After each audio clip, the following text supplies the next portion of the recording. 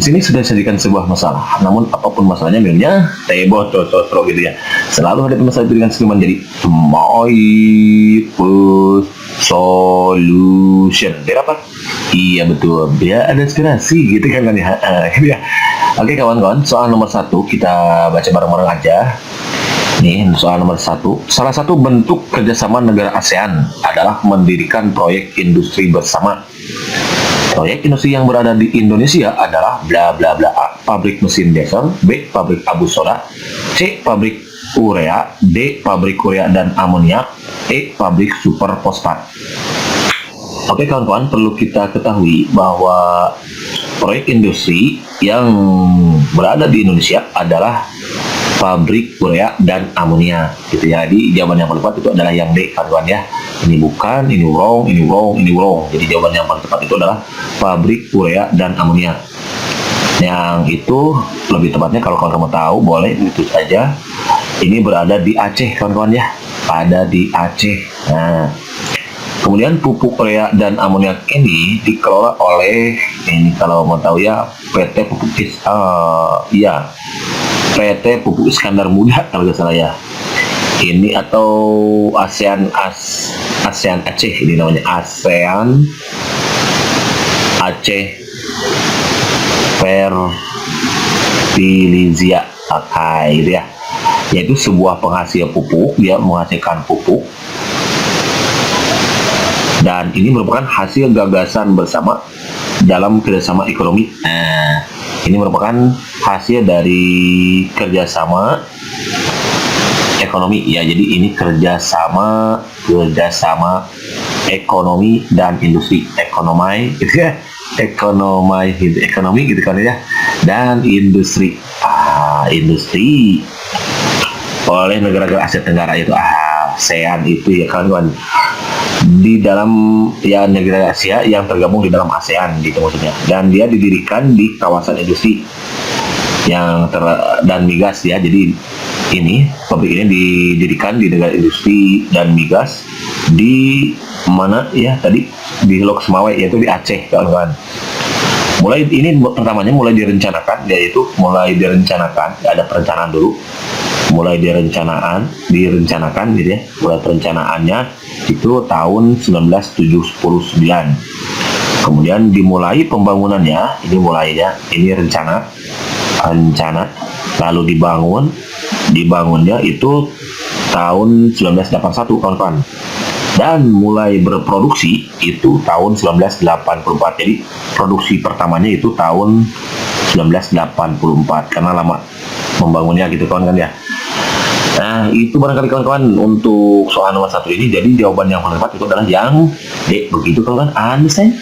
Ingat, jadi mantap. Kalau mantap, next soal nomor 2 gitu ya. Soal nomor 2 kayak soalnya nih, wujud hubungan baik Indonesia dengan negara tetangga, yaitu dengan mendirikan ASEAN. ASEAN merupakan salah satu perwujudan kerjasama di antara negara dari kawasan Asia Tenggara yang dibentuk pada tanggal bla bla bla A 5 Agustus 1967, B 10 September 1967, C 8 Agustus 1956, D 20 Oktober 1957, E 7 Januari 1984. Oke, pertama ya kita hadapi dulu mereka menjadi my solution. Biar apa? Iya betul, biar ada inspirasi gitu kan ya. Gitu ya. Oke kawan-kawan, perlu kita ketahui bahwa ASEAN ya, kalau kita tidak di ASEAN gitu ya, karena kedinginan itu AC kawan-kawan ya, sorry. Jadi ASEAN itu dibentuk pada tanggal 8 Agustus. Nah, 8 Agustus tahun 1967 kawan-kawan, 1967. Oke, di mana nih? Di Bangkok, yaitu di Bangkok, Thailand. Nah, Bangkok, Thailand, gitu kawan-kawan, Thailand.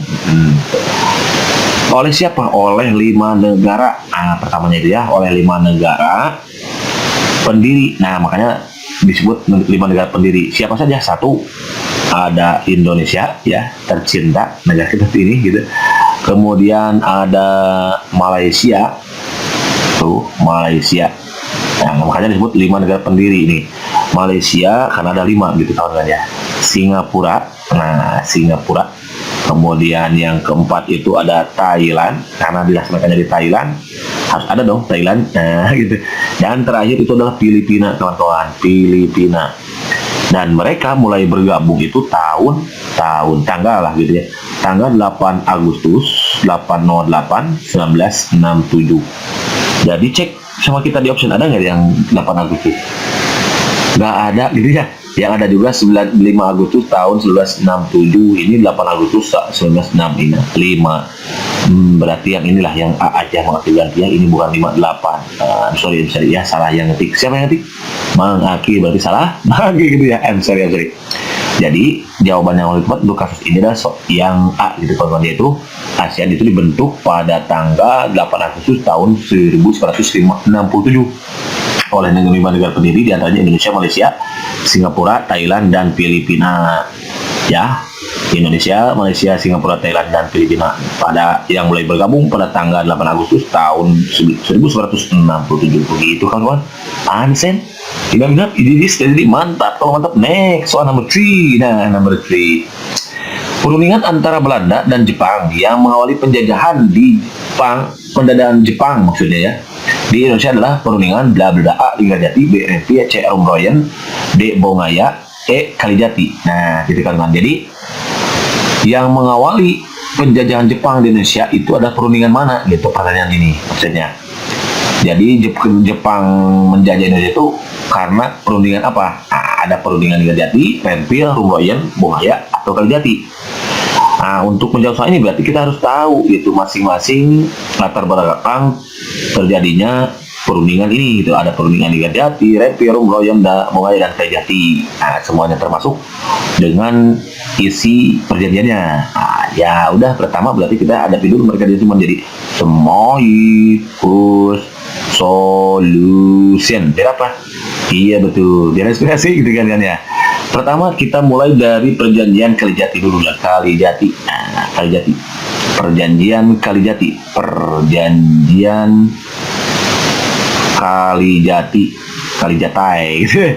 Kalijati gitu kan. Kenapa disebut perjanjian Kalijati? Karena dia perjanjian ini dilakukan di Kalijati, kawan-kawan.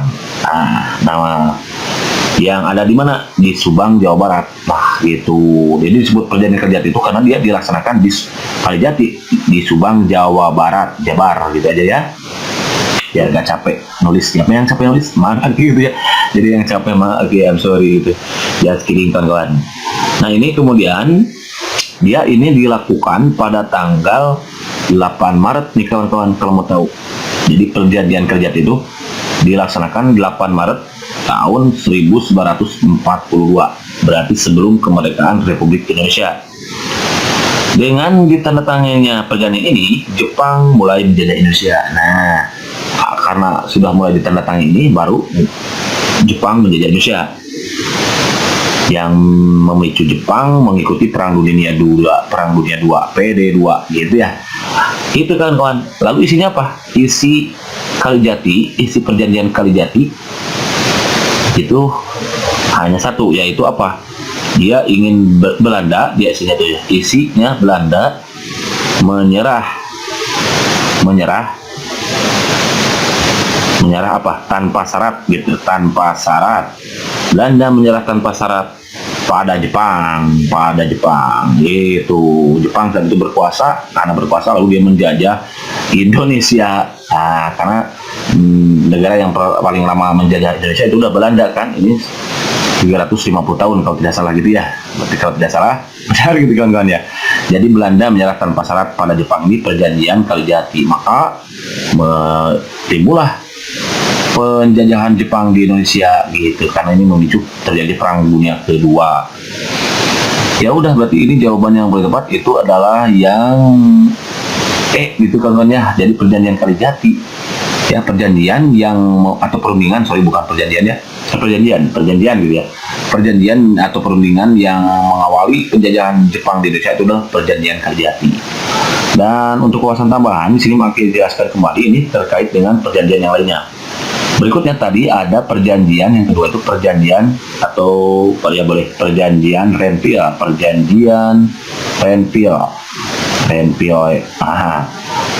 What is mean perjanjian Renville? Perjanjian Renville itu adalah perjanjian antara siapa? Antara Indonesia dan Belanda. Kalau Renville itu Indonesia dan Belanda dengan Belanda gitu. Yang ditandatangani, TTD aja ya, yang ditandatangani pada tanggal 17 Januari 1948. Nah, di atas kapal perang AS. Nah, kapal perang AS tapi ya. Itu kemudian perang atau perundingan ini dimulai ditandatangani tanggal 17 Januari dan kemudian dimulai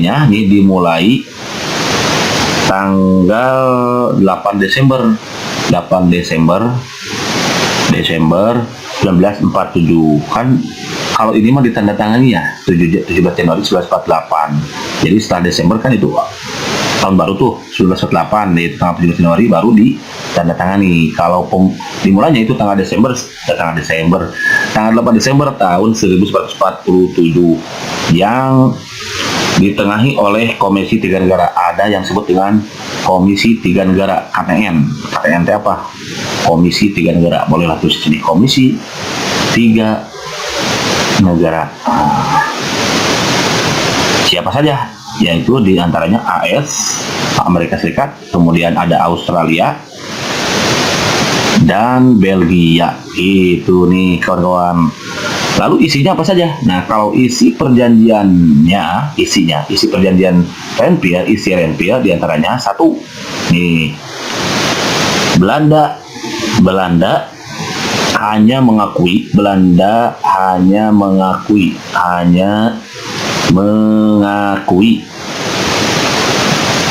Jawa Tengah atau Jateng, tadi harus disingkat gitu ya. Jawa Tengah, kemudian Yogyakarta dan Sumatera sebagai bagian wilayah aja ya Republik Indonesia. Nah, RI aja, jangan capek nih. Kemudian yang kedua, disetujuinya. Nah, disetujuinya apa?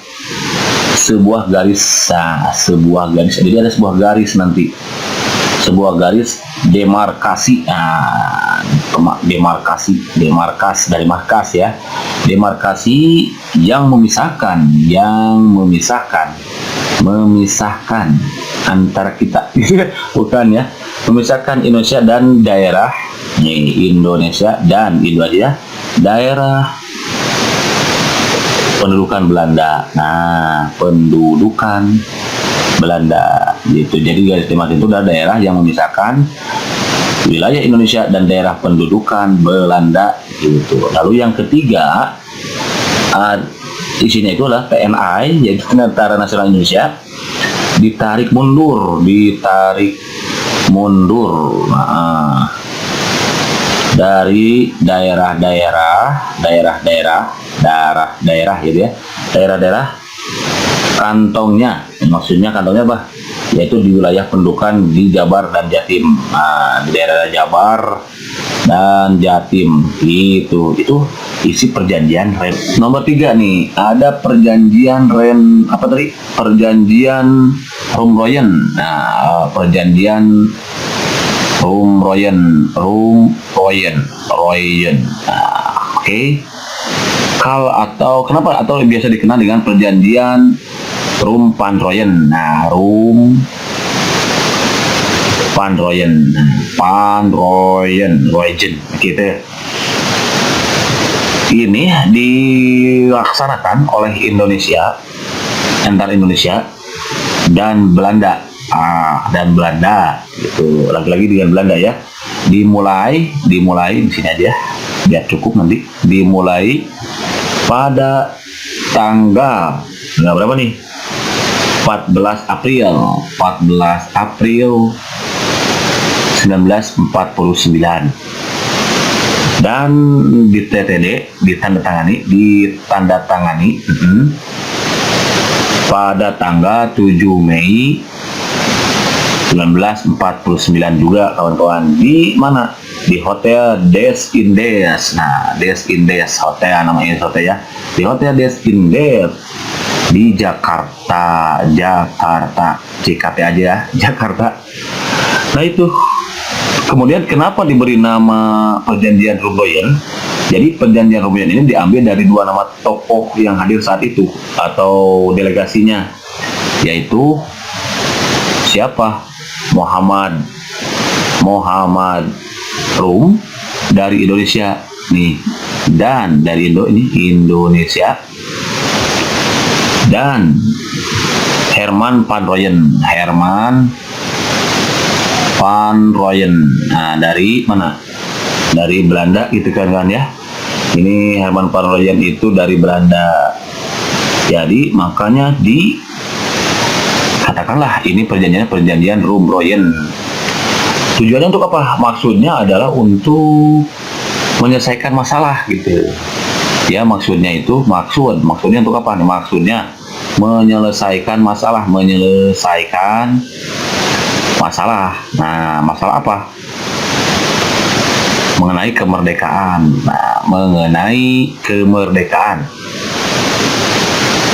Indonesia sebelum KMB, yaitu Konvensi Meja Bundar. Nah, itu kan ya di Den Haag. Nah, KMB itu di Den Haag kan, Den Haag gitu ya, Den Haag ya. Lalu isinya apa saja hasilnya atau hasil kesepakatan gitu ya? Hasil kesepakatan dari perjanjian ini, kesepakatan dari Perjanjian Rumroyen itu diantaranya: 1. Angkatan Bersenjata Indonesia, Angkatan Bersenjata Indonesia akan menghentikan semua aktivitas gerilya. Itu isinya hasil kesepakatannya. Yang kedua, pemerintah Republik Indonesia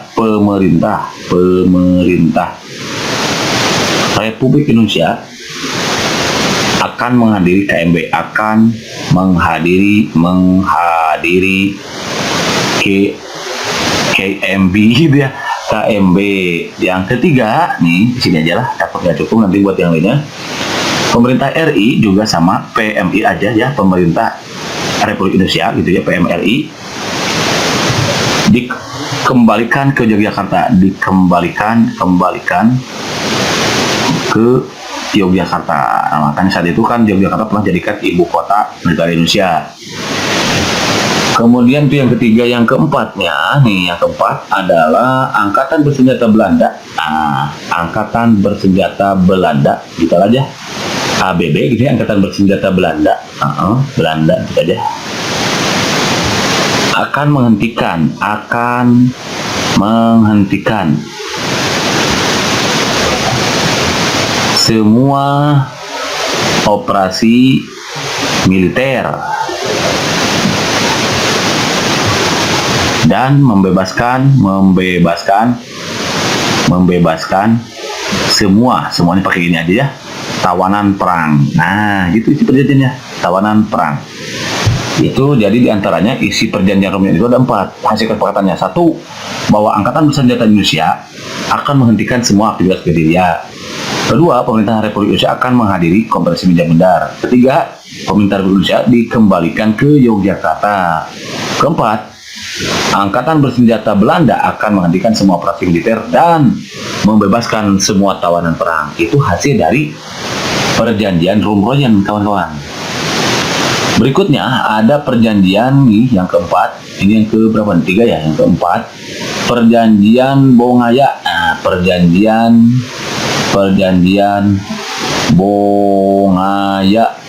Bongaya bukan Buhaya gitu ya. Bongaya juga biasa dikenal dengan Bungaya atau Bungaya. Bukan Buhaya ini, Bungaya. Nah, Jadi sebetulnya perjanjian Bungaya itu adalah perjanjian perdamaian, kawan-kawan. Perjanjian perdamaian yang ditandatangani di TTD aja lah pada tanggal 18 November 1667 di Bungaya. Lagi-lagi nama tempat kan, di mana? Di Bungaya juga, di Bungaya antara Kesultanan Goa nih, boleh tuh ya, di Bungaya aja boleh, di Bungaya antara Kesultanan Goa dan pihak VOC company yang diwakili oleh Laksamana Cornelis Spelman ya, Spelman gitu. Dan sebetulnya perjanjian Bungaya ini adalah perjanjian deklarasi kekalahan Goa dari VOC. Jadi ini tuh sebetulnya deklarasi kekalahan Goa dari VOC gitu. Isi perjanjiannya untuk Bungaya ini banyak sekali, itu tidak bisa disebutkan satu persatu karena lumayan lama. Ini ada banyak, di antaranya 36 pasal, namun perlu kawan-kawan dari bagian-bagian yang penting, di antaranya satu, bolehlah ditulis di sini. Isinya itu adalah company, yaitu VOC itu harus dibebaskan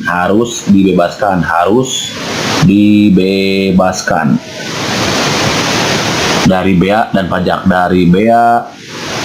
pajak impor maupun ekspor. Nah, jadi dia harus minta untuk dibebaskan dari bea dan pajak impor dan ekspor. Itu yang pertama. Yang kedua, isinya itu yang kedua, yang B, pemerintahan Goa, pemerintahan Goa gitu aja, harus menutup negerinya gitu ya, bagi semua bangsa. Jadi dia harus menutup negerinya gitu ya, bagi semua bangsa,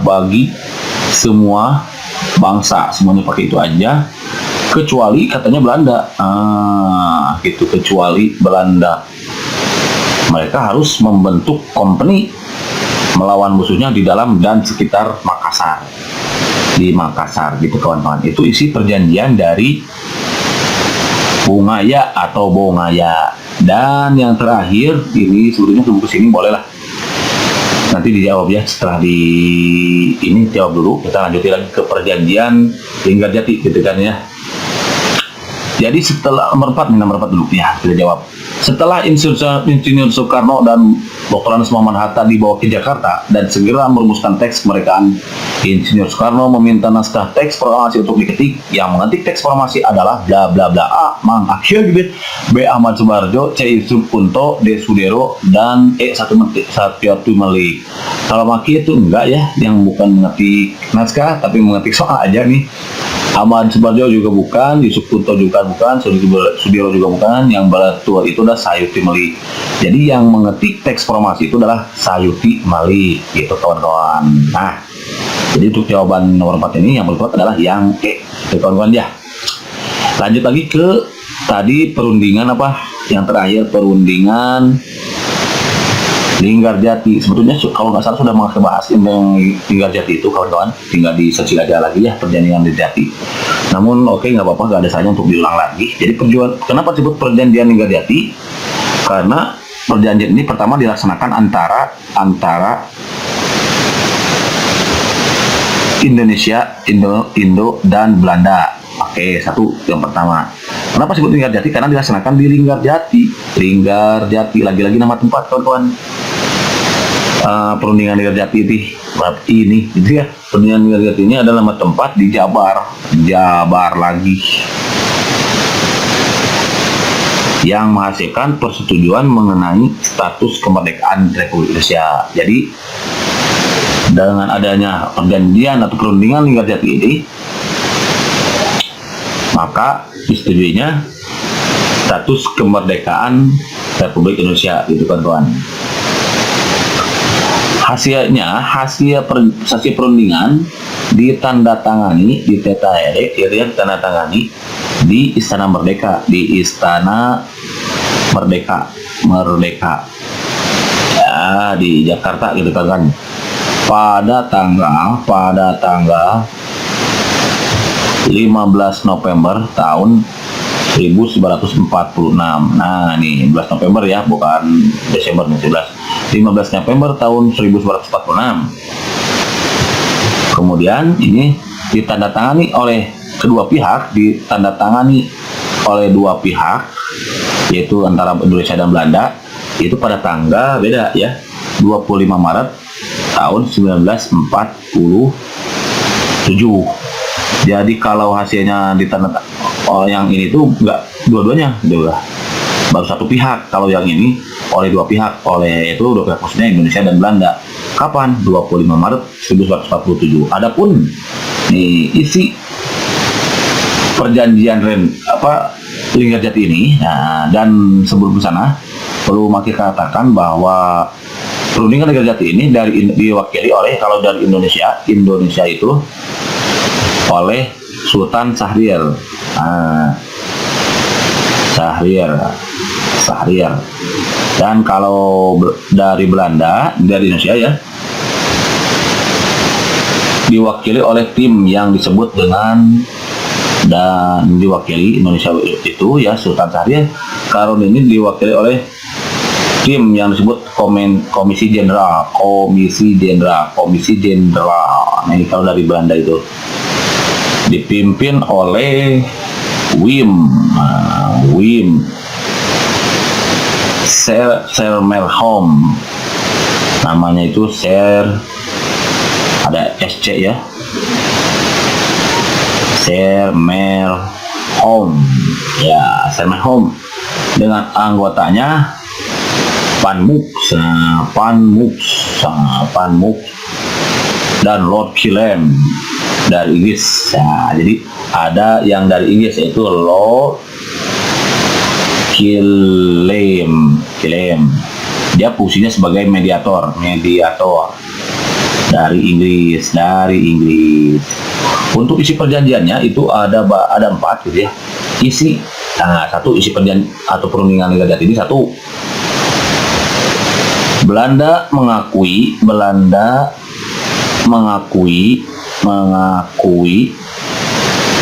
secara de facto bahwa wilayah Republik Indonesia terdiri dari Jawa, Sumatera dan Madura. Satu itu isinya. Yang kedua, Belanda harus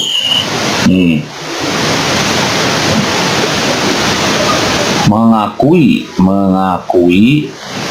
wilayah Republik Indonesia paling lambat 1 Januari 1949, kawan-kawan. Nomor 3, pihak Belanda dan Indonesia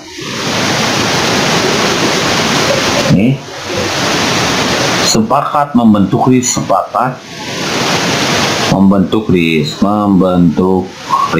Kalau yang keempatnya ini, karena sudah pakai tulis ya, boleh di video sebelumnya, silakan konfirmasi lagi. Kalau nomor 4 itu adalah bahwa dalam bentuk RIS ini, dalam RIS, kaitannya dengan RIS, dalam membentuk RIS, maka Indonesia harus tergabung dalam Commonwealth. Ada yang disebut dengan Commonwealth gitu ya, kawan-kawan. Commonwealth itu apa? Commonwealth itu adalah tentang persemakmuran Indonesia Belanda. Persoalannya dengan mahkota negeri Belanda itu sendiri, kawan-kawan.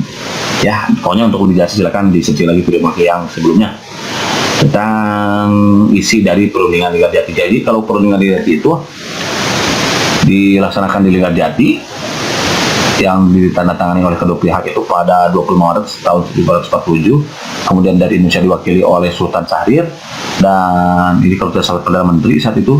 Kemudian dari Belanda itu Komisi Jenderal, ada tim ya, ada Komisi Jenderal diantaranya Wim Selmerholm dan Van Mook. Kemudian ada Lord Killam, ini sebagai mediator dari Inggris. Isi dari perjanjian Linggarjati itu atau perundingan Linggarjati itu adalah Belanda mengakui secara de facto wilayah Indonesia atas Jawa, Sumatera, dan Madura. Belanda harus mengakui wilayah RI paling lambat 1 Januari tahun 1949. Pihak Belanda dan Indonesia sepakat membentuk negara RIS, Republik Indonesia Serikat. Dan keempat, dalam membentuk RIS, Indonesia itu harus tergabung dalam Commonwealth, yaitu Persemakmuran Indonesia Belanda, gitu kawan-kawan ya.